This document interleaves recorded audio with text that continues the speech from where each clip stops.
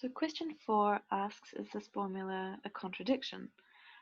So we might not have come across this before, so we might have to think, how do we use a tree to find out if something is a contradiction? Well, a contradiction is something that is never true. So what we can do is we can just do a tree for this formula, and if it turns out that there's an open branch, that it's possible for it to be true, well then it can't be a contradiction. But if all the branches close, then it's impossible for it to be true, and it will be a contradiction. So we're going to just set up the tree just how it is, like this. So first thing to do is to deal with this main connective, which is an AND. We've got for all x, if x, and for all x, gx, and below we've got for all x, negation if x, or negation gx. So lines 2 and 3 come from line 1 using the AND rule. And I'm going to do the same thing to line 2. We've got for all x, fx, and for all x, gx. So lines 4 and 5 come from line 2 using the AND rule. And I forgot to take that one off, and I can take that one off now. So now I'm left with 3 formulas that I haven't decomposed, and they all start with a universal quantifier. But I don't have any variables yet to apply them to. And so what applies in this case is if you only have universals and there are no variables that you can apply them to, and there's no possibility of them coming up, like they're the only formulas that are left. There's not any other formulas with an existential that I should use first and then use that variable to apply to these formulas. So that's not a possibility. So in that case, like we have now, I just make up a variable, I call it A, and I can apply that to one of the universals. So I'm going to apply that to line 4 maybe. So I've got FA. So now I've applied this to the variable A. So line 6 comes from line 4 using universal with a variable A. Now I have a variable really, so I'm going to use that variable in line 5. So I'm going to get GA from here. So that came from line 5. And I'm going to do the same thing to line 3. So I've got negation if A or negation of GA. Okay, I'm applying that over here. So line 8 comes from line 3 using universal with a variable A. And now I have an OR that I can break up. So that's going to give me not FA, not GA. Line 9 comes from line 8 using the OR rule. And we've got a contradiction over here, FA and not FA, and one over here with GA and its negation. So this tree closes. So what does that tell us?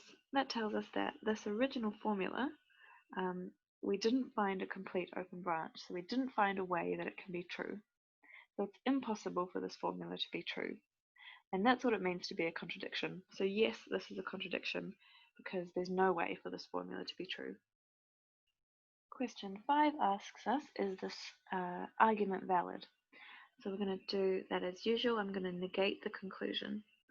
So that's setting up the tree. And alright, what have I got? I've got an existential over here in line 1. So I'm going to apply that with the variable A. So for all y, L, L, A, Y. And now I can take this off with the variable A, and line 3 came from line 1 using the existential rule with the variable A. Now for line 2, I have negation of a universal, so I'm going to decompose that into there exists X, not exists Y, YX. So line 4 comes from line 2 using negation of universal rule, and I can take that off because I've decomposed it. Now I've got an existential over here that I'd like to use, and remember the variable that I use has to be mu, so I can't use a because I've already used that. This says there is some x for which the following is true. We don't know if that's a or not, so we have to use a new letter, which will be b. Exists y l y b, putting b in where x was. So I've ticked that off with the variable b. So line 5 comes from line 4 using existential rule with the variable b. And now I've got the negation of an existential, so I'm going to change that to, I'm going to decompose that to all y negation of lyb. So that line 6 comes from line 5 using negation of existential rule. I can tick that off. And now I've got just these two formulas left, and I'm searching for a contradiction if I can find one. I see how I've got a LAY and over here and a negation of LYB over here. So I feel like if I could get a LAB somehow, then I could get a contradiction because I could probably get LAB and its negation. So that's my plan for using these universal quantifiers. I'm going to look at line 3 first and try to get a B in over here.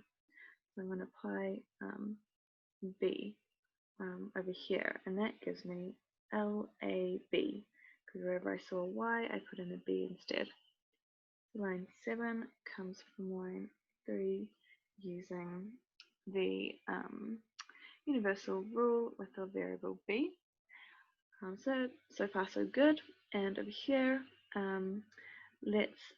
for Y, let's put an A over here. So I'm going to apply this one to A.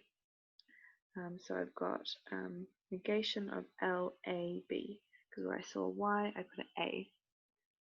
And line 8 comes from line 6, using put all and using the variable A. And great, I got what I wanted. I have now got a contradiction between these two. So the tree closes. So what have we found? We found that there was not a way for the premise to be true and the conclusion to be false. That means that this argument is valid. The answer is yes.